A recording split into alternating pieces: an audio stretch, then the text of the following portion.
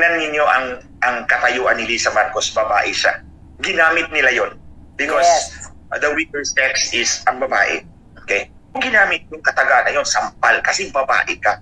But nevertheless, even if you are babae, hindi ka naman babae kung umasta eh. Demonyo ka eh. Sinuntok mo ang di umano anong Pangulo ng Pilipinas, sinuntok mo sa mata. O, sige, lubusin na natin. Sino nagkwento sa akin? Si Ivan Uy, Secretary ng DICT. O, I remember very well. Alam nyo na. Ako ang nagsumbong kay Ate Claire. Ako ang nagsumbong kay Ate Claire about that. Nag-meeting kami sa Wolfgang Steakhouse. Nag-meeting kami sa Wolfgang Steakhouse dito sa Ortigas. Diyan sa podium. Si Ivan Uy ang nagsabi sa akin, Secretary ng DICT, sinuntok ni Lisa si Bongbong Marcos sa mata. Sabi ko, nasaan ka? Nasa harap ko. Tapos tawa-tawa pa siya. Oh, remember, Lisa, tumatawa-tawa pa si Ivan Uy sa'yo. Oh, sa kalagayan ninyo. Oh. So, nakikita mo, babae, pero kung umasta, daig pa ang lalaki. Oh, ito pa. Nung nag-meeting tayo, Lisa, doon sa Cybergate Plaza, kasagsagan ng kampanya. Nung nag-present yung Indian, I don't know kung bakit mga foreigner talagang kinukuha mo. Labag yan sa election code. Hindi dapat makikialam ang mga foreigner. O, meron kang 3 kinuha na Bulgarian, Greek, at Romanian. Parang na-meet ko yung iba doon eh.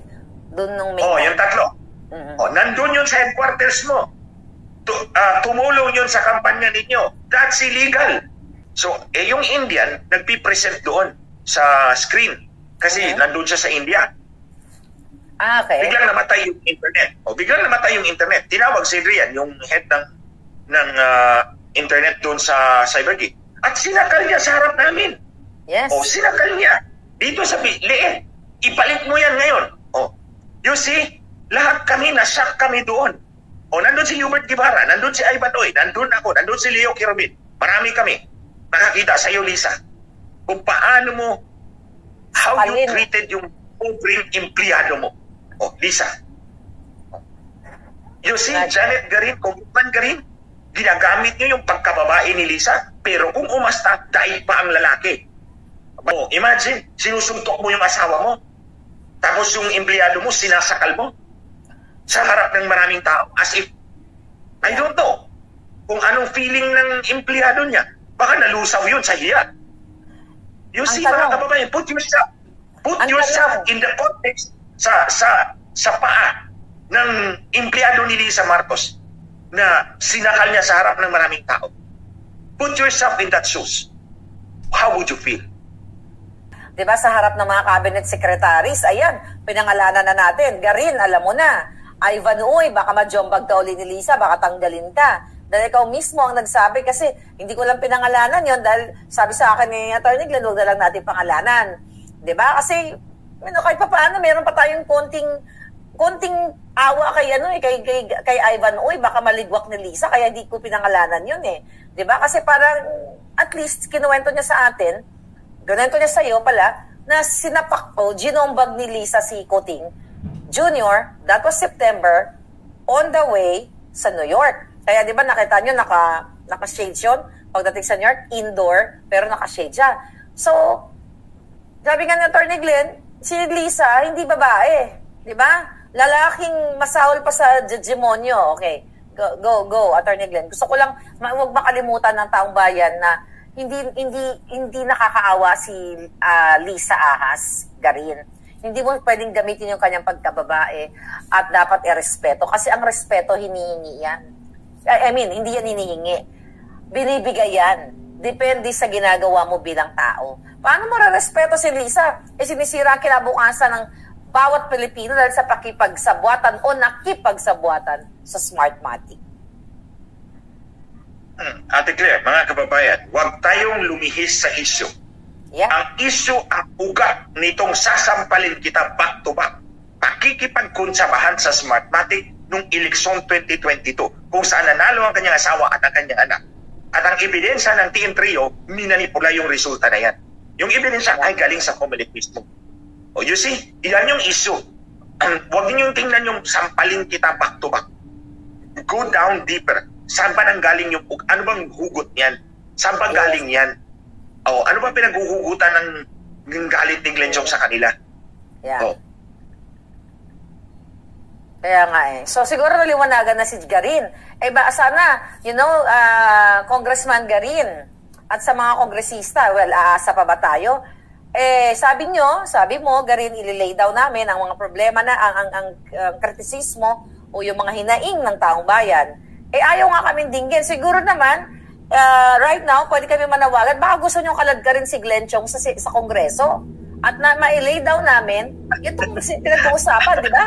Kasi si Pastor Kibuloy, ikaw ang kaladkarin. Good point. Okay, good point. Mga kababayan, hahanapin ko yung affidavit ko kasi naligpit ko na yun eh. Hahanapin ko yung affidavit ko, ipapadala ko sa opisina ni Garin. Congresswoman Janet Garin with a request for investigation. Sige, kasi yun ang hiningi mo eh. Yung i-quote kita, sabi mo, ilalatag ng maayos ang complaint laban sa gobyerno, laban kay Puting, laban kay Ahas. Sige, papadala ko sa iyo ang affidavit ko kung saan ang dinitalye ko yung meeting nila Marcos at Smart Ate. And then, imbestigahan nyo. Ako, ready akong sumagot sa inyo. Ready akong humarap sa inyo. Sige, deal. Kasi yun ang sinabi mo eh. Bibigyan natin sila ng isang linggo para sagutin. 1 week, tama ba? O safe na ba yun? Bigay natin taning kay Garin. At kulitin natin siya. Pwede kong ipa personal service doon sa kanya. Personal service? Sige, mabuti to. Maganda to. Yes. Harapin natin yung publiko. Imbestigahan natin to. Sige. At least maganda yung nangyari na nagsalta ka ng figurative expression dun sa rally. Baka ito na yung magiging daan para marinig tayo. Yan, Garin ha. Sige, respeto pa namin. Huwag muna natin murahin si Garin. Sige. No. I don't want to. No, ako lang yan. Alam ko. I don't want to pick a fight. I don't want to pick a fight kasi I respect her. Ako naman, sige, Ilonggon. Inday, Janet, ipatawag na si Attorney Glenn. Ipatawag mo na. Kasi yun ang siling mo, ilatag namon. For sure, nanonood yan, ilatag namon. Kung para ka sa katotohanan, which is, I doubt it, para ka sa Pilipino, patawag mo na. Yan, i-mail sa'yo, personal delivery pa.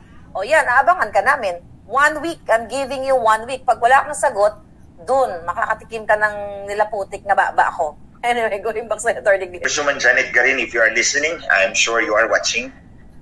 Padala ko sa'yo by Monday. Kasi weekend ngayon walang office din. Weekend na Friday na dyan, by Monday, papadala ko sa'yo. Hahanapin ko talaga yun ngayon after this. And then papadala ko sa'yo. Ipopost ko rin sa Facebook wall ko yung affidavit ko na pinadala ko sa'yo. And si Ate Claire is giving you until the next Monday to act on it. 1 week to act on it, Kasi kaya nga tayo nasa rally. Kaya nga kami nasa Liwasang Bonifacio. I mean, kayo dyan sa Pilipinas, kaya tayo nag-Davao, kaya tayo nag-Cebu. Kasi hindi pinapakinggan ng gobyerno ni Kuting yung hinaing ng taong bayan. Diba? Tapos sasabihin mo, ilalatag namin. Inilatag na nga namin lahat eh. Diba? Sobrang latag na. So, dead ba pa rin kayo? Anyway, sa ginawa ni Garin, ano kayang magiging impact nito kay Lisa? Lalambot ba ang ni Lisa kay Garin? Ano sa tingin mo? Sige, go. Sa pagkakilala ko kay Lisa, user-friendly to the max. Gagamitin ka lang habang magdamit ka. The moment na may mas maganda pang lalaki sa'yo, figuratively speaking, kung may maganda pang lalaki sa'yo, supi ka na, tatabog ko na sa basurahan. Yan yung nature ni Lisa Marcos. That's exactly what happened to me. Gusto kong malaman ng mga kababayan natin kung gaano walang iya, kahinayupak si Lisa. Di ba sabi ko sa'yo, kung natatandaan mo, hindi ako a-attend ng inauguration nang hindi kita kasama. Remember that? Yes. Sinabi ko, imagine nyo, umuwi ako ng Pilipinas. Inibita ako ni Lisa Marcos. Pero yung taong nagbuwis ng buhay, ang kanyang aide, ang kanyang kaibigan, bodyguard, si Richard, na kaibigan ko din. Yeah. Hanggang sa nakita namin na ungrateful, walang hiya, at doon pa lang, brother, itinapon ka na. Ay, hindi mo pa nakwento sa akin yun yung tungkol sa Smartmatic na pag-meeting nila, di ba? Kaya hindi ko maintindihan yun Attorney Glenn? I did not tell you, Ate Claire, mga kababayan. I just kept it to myself. Itinago ko lang yun sa puso ko, sa damdamin ko, na trinaydor ako ng mga taong binuhusan ko ng 6 na taon ng buhay ko. Trinaydor ako ng mga taong binuwisan ng buhay ni Richard Santilla. Putang ina. Sorry. Well, imagine, walang hiya kung matandaan mo din sa Marcos, ang ina mo talaga.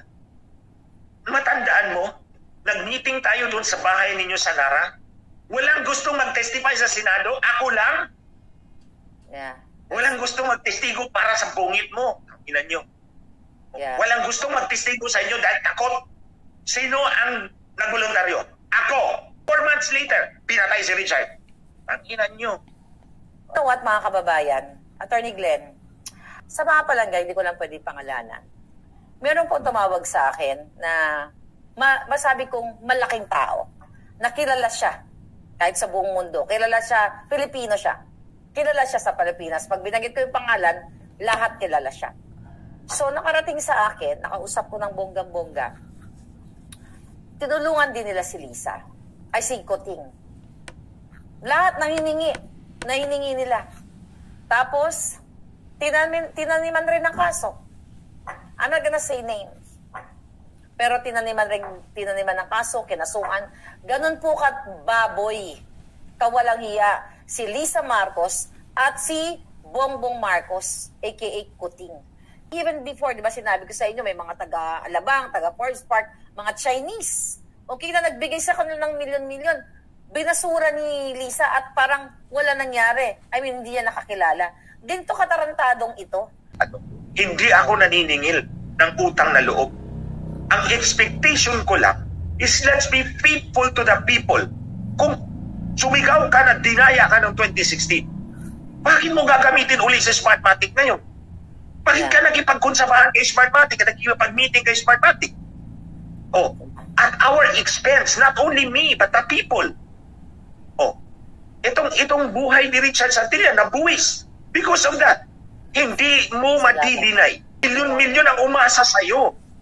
Isipin mo yung mga Pilipinong pumoto sa'yo, naniwala sa'yo. Tapos pagtatrayduran mo ng ganyan, that's unforgivable. So, natandaan mo, Marcos, nung nag-birthday ka, halos walang pumunta doon sa birthday mo. Tinawagan niyo ako ng tinawagan para pumunta doon.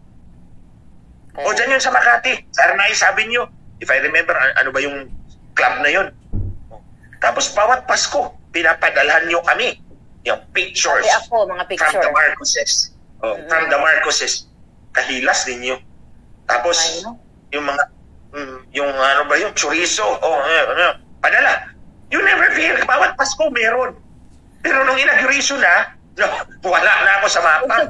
Wala na sa mapa. Tapos na kayo ni Smartmatic. You see, mga kababayan, maidor talaga. Hindi ko na lang naglagay sa binibit kasi mga chorizo, baka pagtatawanan ako doon. Isalaksak ko na lang kay Lisa yung chorizo. Bibili na lang ako isang sakong chorizo. Alam mo, go ahead. Hindi mo alam kung anong lahi nila. Lahing demonyo pala talaga. Lahing demonyo yata talaga si... Well, hindi yata. Lahing demonyo sila. Natanong ka ba ni Lisa na o nag-offer ba sa iyo na magbabayad siya sa iyo? Wala. Sa akin, in fairness, wala talaga. For example, like tulad mo, Ate Claire, hindi ka binayaran. Ako, hindi ako nagbabayad. So, ano siya, pag may bayad ka kasi, hawak ka niya. Hawak ka niya sa get what I mean? Yeah. Kasi, nakatingala ka doon sa kanyang pera eh. Nakatingala ka doon sa kanyang pera.